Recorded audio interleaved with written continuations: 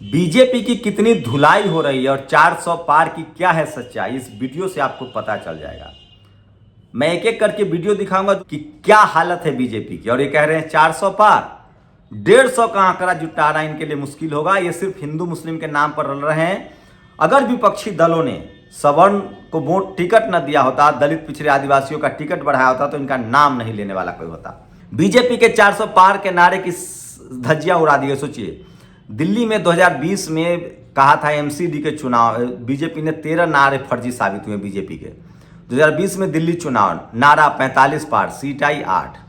2021 में तमिलनाडु चुनाव, नारा 118, सीट आई 4। 2019 में झारखंड चुनाव, नारा 65 पार, सीट आई 25। 2018 में छत्तीसगढ़ चुनाव, नारा 50 पार, सीट आई 15।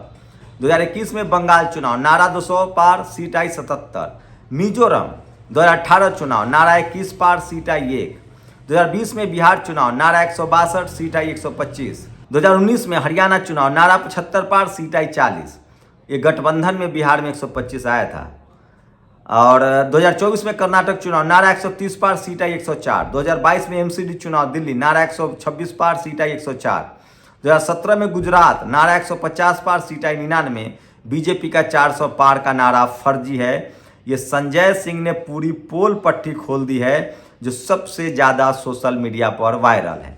तो यह है बीजेपी के 400 की पार की सच्चाई। बीजेपी के घोषित प्रवक्ता, तो बताऊंगा कौन लोग प्रवक्ता है बीजेपी के जो ये नारा दे रहे हैं। ये शख्स को देख लीजिए, ये शख्स है निर्मला सीतारमण, फाइनेंस मिनिस्टर के पति। इन्होंने कहा है कि मोदी इस बार जीत गए तो मान लीजिए कि अगली बार चुनाव नहीं होगा और दलित पिछड़े का अधिकार खत्म हो जाएगा। यह है बीजेपी मंत्री कमलेश ढांडा के बेटे तुषार ढांडा को राजौंद में काले झंडे दिखाए गए। ये वीडियो देखते जाइए मेरे बगल में छोटा सा, और वो तमाम वीडियो जो आज बीजेपी के खिलाफ वायरल हो रहा है। ये देखिए, मोदी योगी, एक बार सुन लीजिए।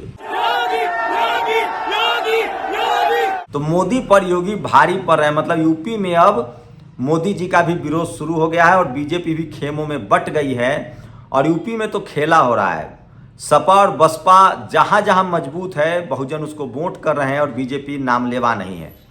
11 करोड़ आदिवासी हैं इस देश में, 12 करोड़। कोई media, judiciary, bureaucracy, college, university में, सोचिए सुप्रीम कोर्ट में जज नहीं है, एंकर नहीं है, कौन उनकी बात करेगा? ये सोशल मीडिया पर सबसे बड़ा सवाल पूछा जा रहा है और पूछा जाना चाहिए। सोचिए जातिवाद किस तरह से, कौन लोग हैं।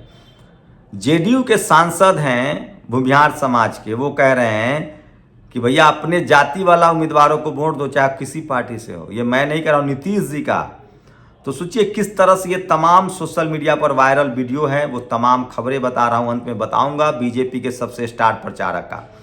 तो योगी और मोदी में ठन गई है। यूपी में बिल्कुल बीजेपी तीसरे नंबर पर सब जगह दिख रही है।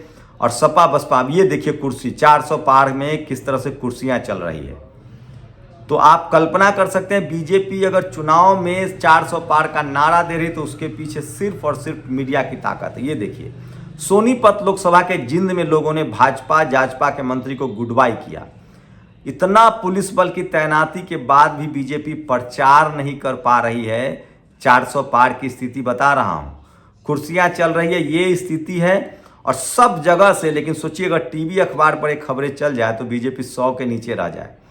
केंद्रीय स्वास्थ्य मंत्री मनसुख मंडाविया पर जूते चल रहे हैं। ये भी गुजरात से खबर है, ये सोशल मीडिया पर सबसे ज़्यादा वायरल है। और कोई भी ये सब वीडियो नहीं दिखाएगा, इसलिए मैं चाहता हूं कि सोशल मीडिया पर चाहिए। देखिए, पश्चिमी उत्तर प्रदेश में जहां से बोहनी होना है, इसलिए अखिलेश यादव ने कहा कि बीजेपी की बोहनी खराब हो जाएगी। पश्चिमी उत्तर प्रदेश, गाजियाबाद की सीट, गाजियाबाद की सीट है ये। पश्चिमी उत्तर प्रदेश गाजियाबाद, दिल्ली एनसीआर से लगा, वहां बीजेपी के रोड शो में जनता ही नहीं जुटी। अब बताइए, ये है 400 पार की स्थिति। तो आज गाजियाबाद में मोदी जी का रोड शो था, भीड़ ही नहीं जुटी। राजपूत समाज अलग बैठक कर रहा है। उम्मीदवार तरनजीत सिंह को काले झंडे दिखाए गए हैं। ये सबसे बड़ी खबरें हैं जो मैं आपको बता रहा हूं, जो सोशल मीडिया पर वायरल है। तो आप कल्पना कीजिए कि क्या ऐसे 400 पार करेगी बीजेपी। गाजियाबाद में अतुल गर्ग के साथ हुई धक्का मुक्की, ये भी सोशल मीडिया पर खबरें वायरल थी। तो ये स्थिति है बीजेपी की। और आप कह रहे हैं 400 पार, मैं फिर कह रहा हूं ये सिर्फ शगुफा है।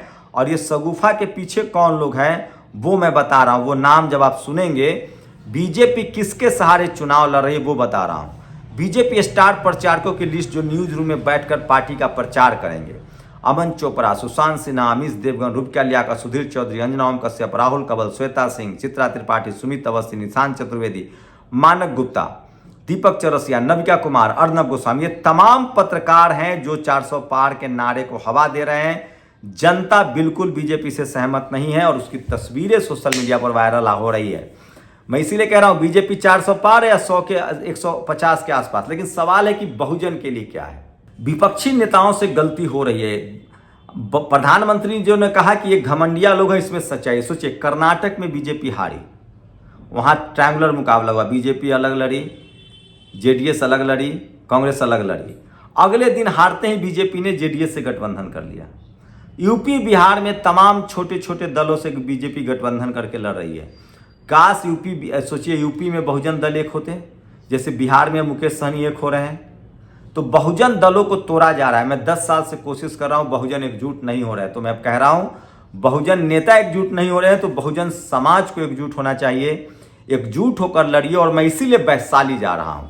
वैशाली में 75 साल से बहुजन समाज को संसद का मुंह नहीं देखा है किसी वैशाली के जीते हुए बहुजन ने, न दलित, न बैकवर्ड, न अल्पसंख्यक समाज के लोग। 75 साल से वो सीट सवर्ण तुष्टीकरण के हवाले है। जेपी नड्डा कह रहे हैं कि विपक्षी जो है वो मुस्लिम तुष्टीकरण कर रहा है, मतलब 15% मुसलमानों को बीजेपी टिकट नहीं देती है। एक केरल में दिया है। क्या विपक्षी दलों को सवर्ण तुष्टीकरण से बाज नहीं आना चाहिए था? अगर विपक्षी दल सवर्ण को टिकट नहीं देते और वो टिकट ओबीसी, एससी, एसटी को बढ़ाते, 11 करोड़ सिर्फ आदिवासी समाज है, उसके बाद 25% लगभग शेड्यूल कास्ट है, 60% ओबीसी है, 50-55%। टोटल संख्या बिहार जाति जनगणना को माने तो 90% है। 90% लोगों को आज भी 50% टिकट मिल रहा है। उससे भी कम है डेटा, वो भी इतना लड़ाई के बाद। मैं फिर कह रहा हूं बहुजन समाज के अगर नेता एकजुट नहीं हो रहे हैं तो बहुजन समाज को एकजुट होना चाहिए। और थोड़ा आपके पास, आप जाति के नाम पर वोट मत कीजिए। आपकी जाति बनाई गई थी आपके शोषण के लिए। जब कोई बहुजन समाज का नेता जाता है किसी दूसरी पार्टी में, सवर्ण दलों में, तो वोट लेकर जाता है। जब कोई सवर्ण नेता आज के डेट में किसी भी दल में आता है तो वो सिर्फ इंडिविजुअल आता है। तो जाति के नाम पर वोट मत दीजिए। बाबा साहब ने जो हमको संवैधानिक अधिकार दिया है, एससी, एसटी, ओबीसी, बहुजन, उसके नाम पर वोट दीजिए ताकि आपके आरक्षण बचे, ताकि संवैधानिक अधिकार बचे, संविधान बचे। और मैं फिर कह रहा हूं, मायावती जी हो, अखिलेश यादव हो, लालू यादव हो, हेमंत सोरेन हो, स्टालिन हो, ये तमाम जो बहुजन लीडरशिप वाली पार्टियां, ये किसी कीमत पर बीजेपी के साथ नहीं जाएगी। मैं दावे के साथ कर सकता हूं। इनको धोखा कौन दे सकता है? इनके जीते हुए मनुवादी जातिवादी लोग। हो सकता है कल बीजेपी को 10-5 सीटों की कमी पड़ जाए तो ये लोग कूद के उधर चले जाएंगे, जैसे तमाम पार्टियों के स्लीपर सेल आज बीजेपी में जा रहे हैं, तमाम पार्टियों के फूके कारतूस जा रहे हैं। मायावती जी की गारंटी है, अखिलेश यादव की गारंटी है, लालू यादव की गारंटी है, आपको बता दें कि हेमंत सोरेन की गारंटी है, स्टालिन की गारंटी है। ये सब नहीं जाएंगे। उसी तरह से शंभू कुमार सिंह की गारंटी है। और वैशाली में मेरी लड़ाई इसी मनुवाद के खिलाफ है कि कब तक इस देश में media, judiciary, college, university, bureaucracy, business, सब जगह सवर्ण समाज का ओवर रिप्रेजेंटेशन है। आप इस पर बात नहीं कर सकते हैं, डरते हैं आप। तो कैसे जेपी नड्डा कह रहे हैं कि मुस्लिम तुष्टीकरण हो रहा है? 15% मुसलमानों को निशाना बनाकर 85% का वोट लेते हैं और उसमें भी आपने सवर्णों को आरक्षण दे दिया 10%। सुप्रीम कोर्ट ने हरी झंडी दे दी। 30 लाख नौकरियां आपने रोक रखी है। सरकारी कंपनियां बेची जा रही है, कोई नई सरकारी कंपनियां नहीं बनाई। मैं कह रहा हूं दोस्तों, खतरे में मुसलमान नहीं है, बहुजन खतरे में है, संविधान खतरे में है, दलित पिछड़े आदिवासियों का हक अधिकार खतरे में है और उसी को बचाने की लड़ाई है इस बार। लेकिन काश बहुजन नेता नहीं समझ पाए, वो नहीं एकजुट हो पाए। तो बहुजन जनता को एकजुट होना चाहिए। और मेरी आपसे गुजारिश है कि जहां जो बहुजन जीत रहा है उसको जिताइए, संसद में भेजिए। किसी पार्टी का बहुजन होगा तो वो बहुजन अधिकार के लिए कम से कम लड़ेगा, भिड़ेगा, सचेत रहेगा। आप लोग अपनी प्रतिक्रिया जरूर दीजिए, क्योंकि जाति कभी जाति नहीं है। जातिवाद इस देश में सबसे जाति प्रधान देश है। शुक्रिया। नेशनल दस्तक की आपसे गुजारिश है कि अगर इसको बचाना चाहते हैं तो नेशनल दस्तक को सब्सक्राइब करने के लिए रेड कलर के सब्सक्राइब बटन को दबाएं, फिर बेल आइकन की घंटी दबाएं। नेशनल दस्तक को बचाने के लिए बहुत जरूरी है कि हर खबर को शेयर करें, लाइक करें, कमेंट जरूर करें।